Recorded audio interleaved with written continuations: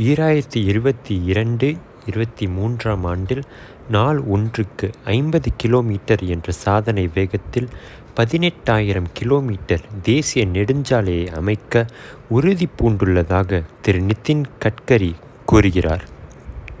பிரதமர் திரு நரேந்திர மோடி தலைமையின் கீழ் புதிய இந்தியாவின் லட்சிய இலக்கை பூர்த்தி செய்ய நாடு முழுவதும் தேசிய நெடுஞ்சாலை கட்டமைப்பை நாள் ஒன்றுக்கு 50 கிலோமீட்டர் என்ற சாதனை வேகத்தில் 2022-23ஆம் ஆண்டில் 18,000 கிலோமீட்டர் தூரத்திற்கு நெடுஞ்சாலையை விரிவாக்க உறுதி பூண்டுள்ளதாக மத்திய சாலை போக்குவரத்து மற்றும் நெடுஞ்சாலைத்துறை அமைச்சர் திரு நிதின் கட்கரி கூறியுள்ளார்.